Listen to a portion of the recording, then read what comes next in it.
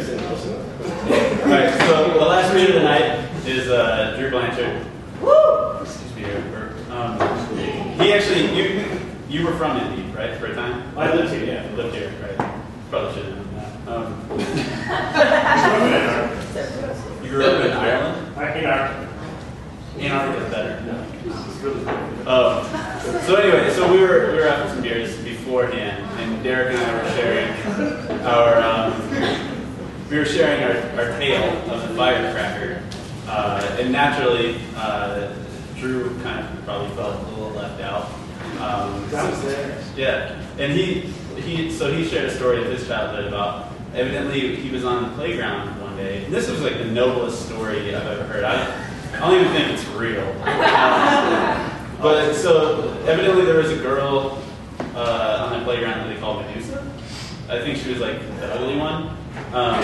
But one day he's on the swing set and he sees the bully, like the school bully guy Chuck, like push her to the ground, and he like jumps out of the swing set, like, oh no he didn't style, and just like marches over to this guy and just socks him in the mouth. And so they go to the ground, they're all scrapping around and everything. I guess Chuck was a big dude, and grabs Drew's shirt and just like rips it from like seam to seam, like this huge thing. And like Janet Jackson. Yeah. And not quite.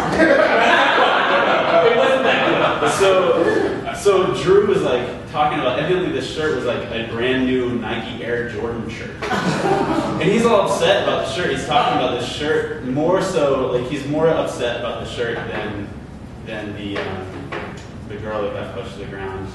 That's where it started. And that's where I was like, all right, maybe that's what. So he got sent to the principal's office, and he wrote some poems about it, and he's going to come read them.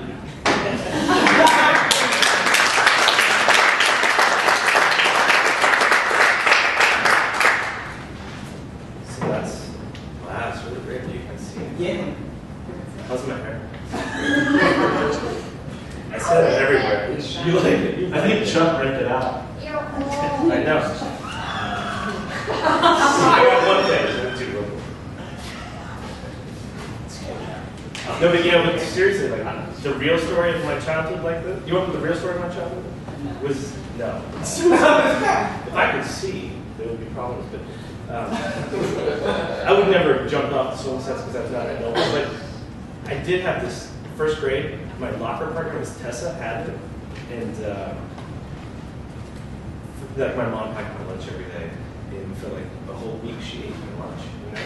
And then by like Friday, I'm like so hungry. I'm like, you know, I'm in first grade, I'm like, obviously she doesn't have food. I can't like tell on her, but like I'm really hungry, and then I tell, and then it's exactly what I thought would happen. You know, like I get called into the office, she gets called in, she's embarrassed, and I'm an asshole. You know, so I should have just like one more week, and then maybe she wouldn't have stolen my lunch the next week.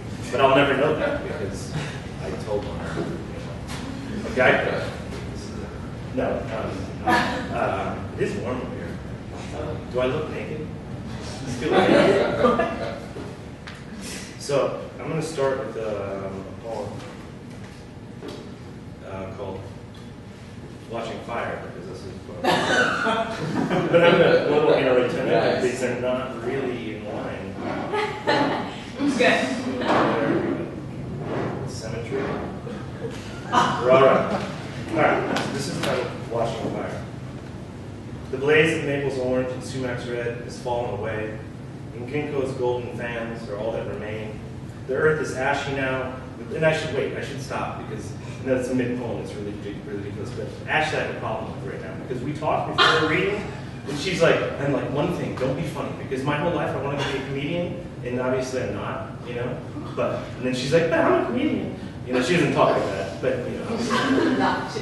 No, I know, but that's how everybody, like, whenever, like, Derek, I'm like, he said this, you know, like, that's so, anyway, so I'm mad at her, and I just, even though I don't write funny things, I want you to think I'm funny. It's like a clown.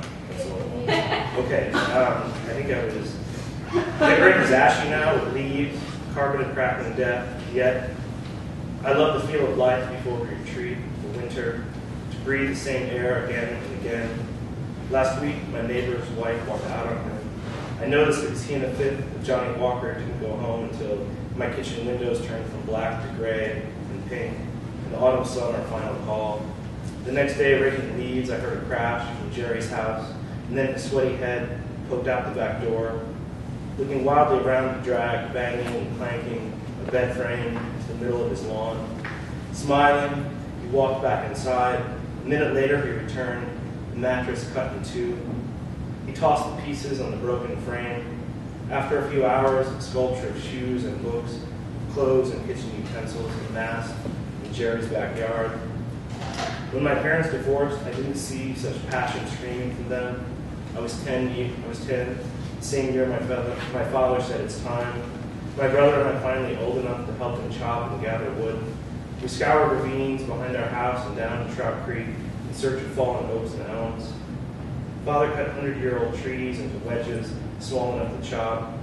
Small pieces of dust and chips clung to his beard and clothes, cloaking him in what he was dismantling. The strangest thing I recall the year my mother left was that Father, who never wasted the good oak or fuel for the stove, built a bonfire that burned late in the dark of an autumn night. So funny, we should go to funny. I don't have any funny. So that was my funny poem.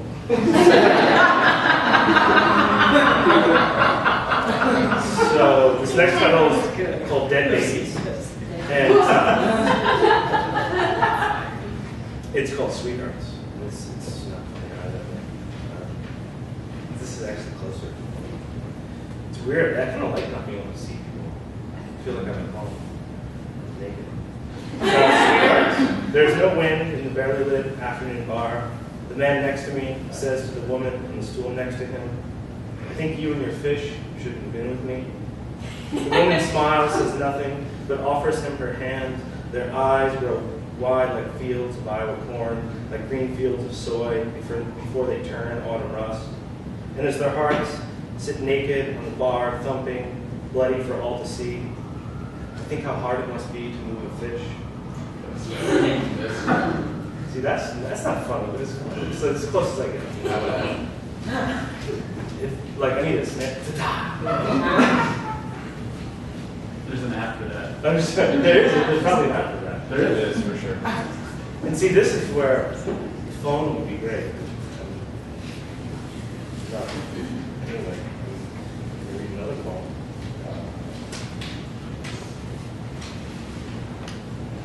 So if I had planned this better, this would be smoother.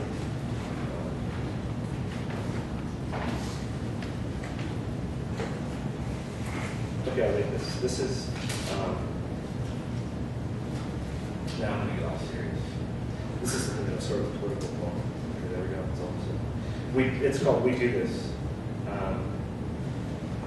And it has an epigraph, which I sort of hate, and then I use them, and I don't know why, because I'm like, I hate epigraphs. I use it, and I'm like, what am I doing? I'm using an epigraph. But it has an epigraph, so I'll read it because it's there, and why not use it? It's too late, essentially. Listening, this is from the Polish poet, Vouched. Listening with indifference to the cries of those who perish, because they are, after all, just barbarians, killing each other, and the lives of the well-fed are worth more than the lives of the starving. History is never kind to muted voices to the other kind. Even when heated, their words are sublimated, never sublime. We write them wrongly, wrong them, crush them, ignore them mostly. Who they are, we'll never know, or show them we do when we do. Even in that brief moment, when that something in their eye lets us see their human side, their tortured mind. If we relate, we'll see the stakes. But it's too late. Justice is not just. Blind, it's deaf too. If we put an ear to the ground, we can hear Mustang ghosts thunder across plains. But with one ear skyward, but with one ear skyward, do we not lose one of two sound tools? That's how we move from the past, how we present our presence. We plane down on saggy bumps, smooth out knotty surfaces. We do this so we can hear, like a head dumped in ice water, the frozen cries muffled, bubble, and disappear.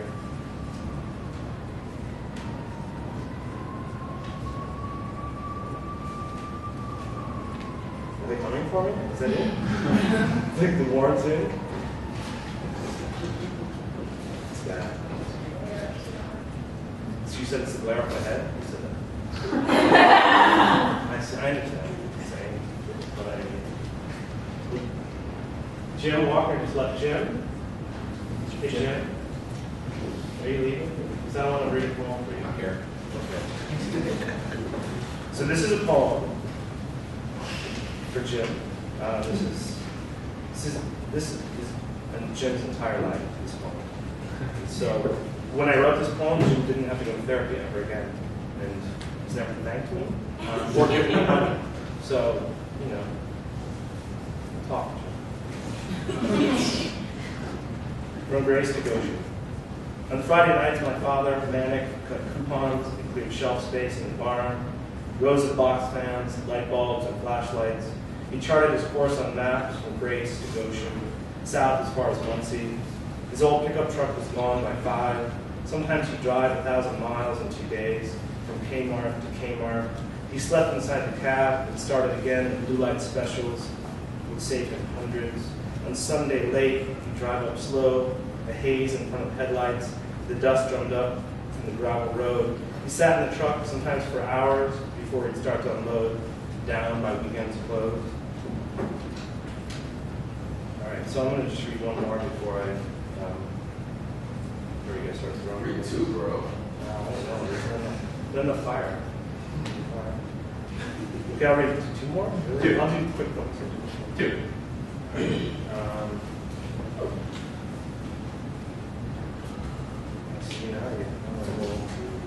Okay. That's not a poem. I could do that. That would be, I could just pause and take a moment of silence. I could weep. I'm very good at crying. I can cry in front of everyone, but sometimes that's therapeutic. Like sometimes when I cry in public, people are like amazed. They're like, that's fantastic. They don't want to cry in public. I don't understand that, but that's not my problem. Okay, so I'll read 2 more. This one's called For Your Horse. In Toronto, sleep with Batman, night lights in every dark room. Your nightgown will shine like the evaporated sheen on the coat of your draft horse. Offer mud to everyone near the jungle gym. Offer sage advice to the swings, jump ropes, flagpoles, and lawyers. In your endless will, leave almost everything to yourself. But leave carrots and shotguns and history for your horse. Mornings alone, eat chocolate cake, wearing nothing but hairpins.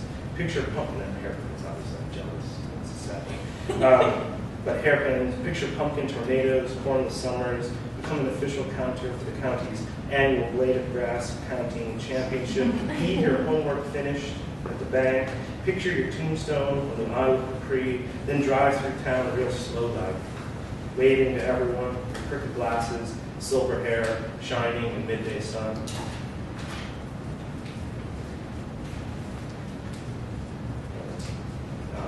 And if you guys want to see me cry later, or you can just kick me in the shin, or just see I'm so mad. Okay, this last poem. That's all I got. It's called Flocks of Never. We had to throw things away to sell our house, make it seem like we lived sparingly, minimalist life, as if anyone lives with only one blue shirt in the closet, one pair of shoes alone, illuminated by a single light bulb swinging, 40 watts and a string to pull, frayed twine and a soundless plastic bell, to turn it on, to turn it off. For years I watched ivy spread over my neighbor's house. Each year the leaves turned from green to red to gone. When the leaves fell, flocks of never migrating starlings ate the purple berries, tugged off the stems.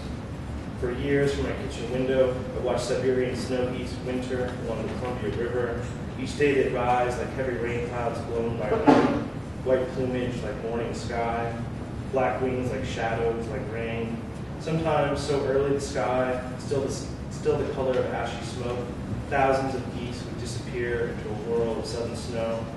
In these moments, I'd imagine, though I never saw anything like it, spray, a 12-gauge buckshot entering the body of a goose in midair, and its mate for life would honk, drop down, honk, follow the limp body to the ground. And because this is a love story, following Goose, a stranger playing with the scene, they were playing with something that did not happen, never disturbed me the way it does now as I stand in my new house, my new closet with no string to pull, instead of switch like all the other modern rooms, easier I suppose to turn the light on, to turn it off, and strangely with no geese at my new kitchen window, I've traded scenes, the repeated falling goose for the last moment in my old closet, standing in the dark, even my blue shirt gone, I pull the string the final time, I turn the light on to dust in the corner, turn it off to the empty dark, thinking how the severity of nothing fill up a room. And because I cannot resist, I turn it off, turn it on again and again, like I did when I was 5 the night before, and the simplicity of light, dark was enough to stay an afternoon. And like the whole time.